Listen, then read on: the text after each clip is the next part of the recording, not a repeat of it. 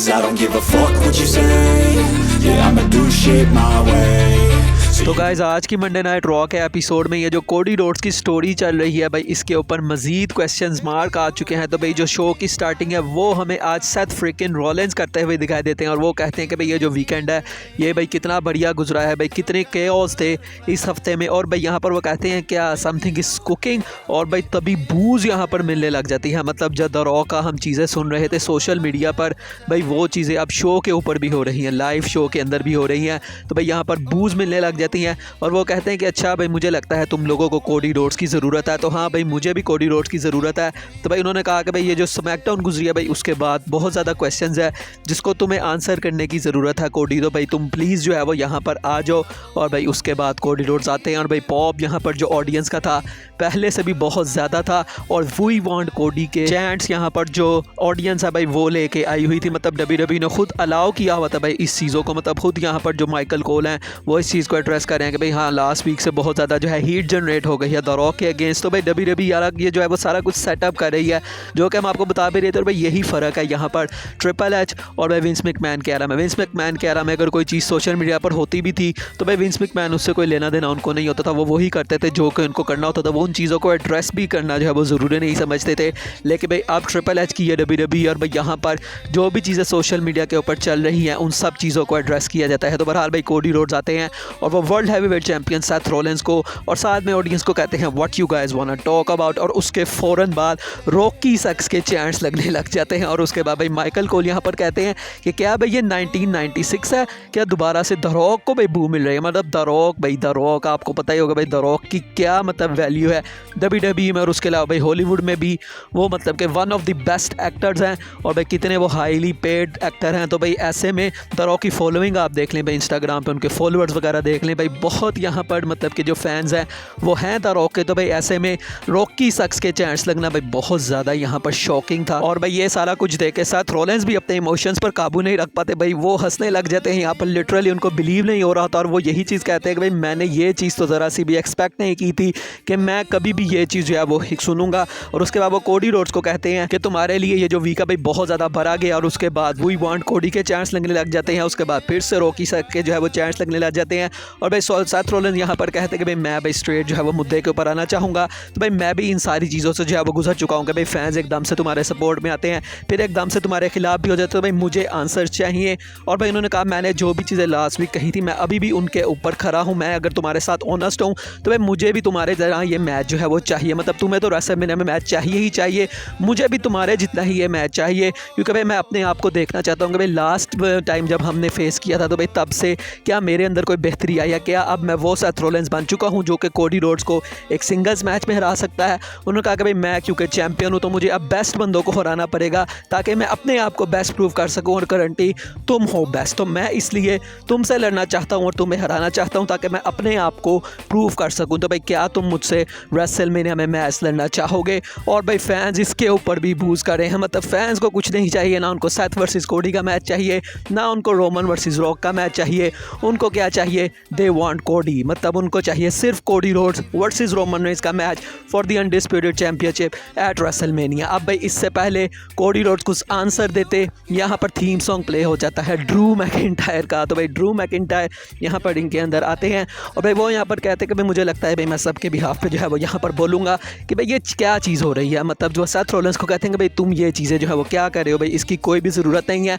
तुम दोनों मतलब मेन इवेंट के ऊपर जाना डिज़र्व करते हो, लेकिन अगर तुम दोनों मैच के अंदर आते हो तो भाई तुम लोग मैच को जो है वो स्क्रू करके रख दोगे। और भाई वो यहाँ पर CM पंक के बारे में भी बात करते हैं सेथ रॉलिंस से कि भाई मैं भी उससे उतनी ही नफरत करता हूँ जितनी तुम मुझसे नफरत करते हो। और हम दोनों को पता है कि भाई अगर वो आज WWE में होता तो भाई जो रेसलमेनिया है उसका वो क्या से क्या करके जो है वो रख देता। और भाई मैं यहाँ पर क्यों आया था, मैं तो तुम्हारा और मेरा मैच करवाने आया था कि भाई हम दोनों एक दूसरे को रेसलमेनिया में फेस करेंगे। और भाई यहाँ पर जो क्राउड है वो अब चांस लगाता है, मतलब वो यहाँ पर सपोर्ट करता है इस आइडिया को कि Drew McIntyre versus Seth Rollins का मैच उनको चाहिए एट रेसलमेनिया। मतलब कि ड्रू मैकिंटायर जो कि करंटली एक हील हैं, उनका मैच जो है वो WWE ऑडियंस को चाहिए, लेकिन कोडी रोड वर्सेस सेथ जो कि दोनों फेस हैं। तो भाई यहाँ से ही आप अंदाज़ा लगा लें कि भाई फैंस इस वक्त कोडी रोड्स और रोमन रेंस का मैच किस हद तक जो है वो चाहते हैं। तो भाई यहाँ पर जो फैंस हैं वो इस बात को जो है वो चैंट्स लगाते हैं काफ़ी लाउड, और भाई मैकिंटायर भी यहाँ कहते हैं कि अच्छा तुम्हें ये जो है वो आइडिया पसंद आया, और इवन के वो यह कहते हैं कि भाई मैं तो एक शर्ट भी पहन के आया हूँ जो कि भाई वही शर्ट थी जो कि उन्होंने अपने ट्विटर पर एक ट्वीट भी लगाई थी। भाई यहाँ पर वो मतलब कबर के ऊपर जो है वो बैठे होते हैं, भाई यहाँ पर CM पंक का रेसलमेनिया मेन इवेंट का ड्रीम, तो वही वो यहाँ पर काफ़ी ज़्यादा फनी था। और उसके अलावा भाई उसके बाद वो कोडी रोड से कहते हैं कि भाई ये जो भी बातें कह रहा है भाई तुम्हें इसकी सुनने की कोई भी ज़रूरत नहीं है, तुम्हें अपनी स्टोरी को फिनिश करने की ज़रूरत है। तुम 3 साल से अपनी स्टोरी फिनिश करने के बारे में बात कर रहे हो। लास्ट ईयर तुम कितना करीब पहुँच चुके थे रेसलमेनिया 39 में, लेकिन तुम भाई वहाँ से उस मैच को जो है वो हार गए, और उसके बाद तुम जहाँ भी गए हो तुमने हमेशा अपनी स्टोरी के बारे में बात किया। तो भाई तुम्हें अब वो मोमेंट मिल चुका है, तो भाई तुम्हें अपनी स्टोरी फिनिश करनी चाहिए, तुम्हें अपने आप को डाउन नहीं करवाना चाहिए, तुम्हारी फैमिली को, सब बंदों को, तुम्हारे डैड को तुम्हें जो है वो डाउन नहीं करवाना चाहिए। तो तुम्हें भाई रोमन रेंस के खिलाफ ही उतरना चाहिए और चैंपियनशिप तुम्हें जो है वो जीतने चाहिए रोमन रेंस से। और उसके बाद सेथ बीच में पूछते हैं और वो कहते हैं कि भाई तुम इसको क्यों बहका रहे हो, मतलब उसका डिसीजन है, तुम भाई बीच में जो है वो अपनी टांग क्यों उड़ा रहे हो, और भाई अगर वो मतलब कि एक्सेप्ट नहीं भी करता मेरा चैलेंज तो भाई इसकी क्या गारंटी है कि तुम्हारा और मेरा मैच होगा, मैं तो तुम्हें पहले ही 2 दफ़ा जो है वो हरा चुका हूँ।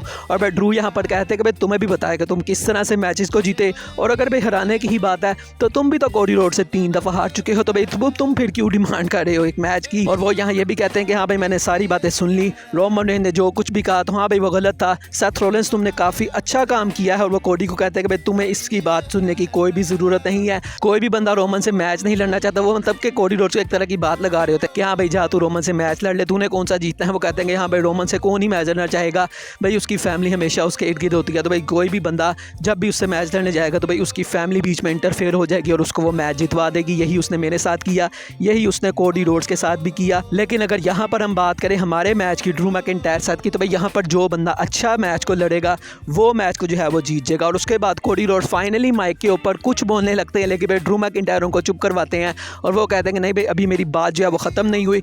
और भाई कोडी रोड बेचारे मासूम से चुप करके वहाँ पे जो है वो खड़े हो जाते हैं। और उसके बाद ड्रू मैकिंटायर यहाँ पर सेथ रॉलिंस के पास फिर से आते हैं और वो कहते हैं कि भाई तुमने काफ़ी अच्छा काम किया है, लेकिन अब भाई मेरा वक्त है तुम्हारी टाइटल ले लूँ और भाई मैं तुम्हारी जगह संभाल लूँ। और उसके फ़ौरन बाद यहाँ पर उन्होंने हेडबट मार दिया सेथ रॉलिंस को। भाई यहाँ पर जो कोडी रोड है भाई वो ये चीज़ बर्दाश्त नहीं कर पाते, भाई ऑब्वियसली वो एक फेस सुपरस्टार है, तो भाई उन्होंने यहाँ पर ड्रू मैकिंटायर के ऊपर अटैक किया और वहाँ से भगा दिया। तो भाई इस तरह से जो स्टोरी लाइन है वो प्रोग्रेस की गई है और अभी भी कुछ नहीं पता कि कौन होगा ओपोनेंट, क्या होगा क्या नहीं होगा। भाई ये जो प्रेस कॉन्फ्रेंस है जो कि थर्सडे को होगी वहाँ पर सारा कुछ आइडिया पता लगेगा कि भाई कौन सा मैच होने वाला है। और उसके बाद ड्रू मैकिंटायर को तो भाई फाइन भी हो जाता है कि पहले तुमने पंक को जो है वो इंजर पंक था तुमने उसके ऊपर अटैक किया, अब सेथ भी इंजर है भाई तुमने उसके ऊपर भी अटैक किया। तो भाई इस तरह से जो सिचुएशन है वो सारी चलाई जाती है। और उसके अलावा जो बुल रॉप मैच था कोडी रोड्स का, उस मैच के अंदर उन्होंने शिंसुके नाकामुरा को हरा दिया, जबकि उन्होंने अपनी मिस्ट भी फेंकी थी, लेकिन उसके बाद भी एक क्रॉस रोड्स लगाया एक जिसके ऊपर नाकामुरा ने किक आउट किया। भाई वो काफ़ी शॉकिंग मोमेंट था। लेकिन उसके बाद दूसरा जब क्रॉस रोड्स पड़ा तो भाई नाकामुरा के पास कोई भी जवाब नहीं था। और भाई उस मैच के ख़त्म होने के बाद ड्रू मैकिंटायर ने अटैक कर दिया कोडी रोड्स के ऊपर। तो भाई WWE यहाँ पर दिखाना ये चाह रही है कि भाई उनका plan Cody Rhodes versus McIntyre versus Seth Rollins, इन तीनों का भी कुछ है कि शायद कोई ट्रिपल थ्रेट मैच हो या may be McIntyre versus Cody Rhodes का मैच हो एक नंबर 1 कंटेंडर बनने के लिए, और जो भी उस मैच को जीते वो सेथ रॉलिंस को फेस करे eight WrestleMania for the world heavyweight championship, जो कि भाई सेंस कहीं से भी नहीं बनेगा। कोडी ऑलरेडी रंबल जीत चुके हैं, उन्हें किसी भी मैच में लड़ने की ज़रूरत नहीं है। तो क्या पता भाई WWE अभी सिर्फ ये दिखाने की कोशिश कर रही है कि हाँ भाई वो इस आइडिया की तरफ भी जा सकती है ट्रिपल थ्रेट, या फिर भाई इन दोनों का भी मैच जो है वो करवा सकती है किसी 2 बंदों का। तो अब भाई आने वाले हफ्तों में पता लगेगा कि भाई WWE का एक्चुअल में क्या प्लान है relating the world heavyweight championship. बाकी दोस्तों आज की वीडियो यही तक थी, अच्छी लगी हो तो लाइक कीजिएगा, चैनल को सब्सक्राइब कीजिएगा। मिलेंगे नेक्स्ट वीडियो में, तब तक के लिए अल्लाह हाफिज़।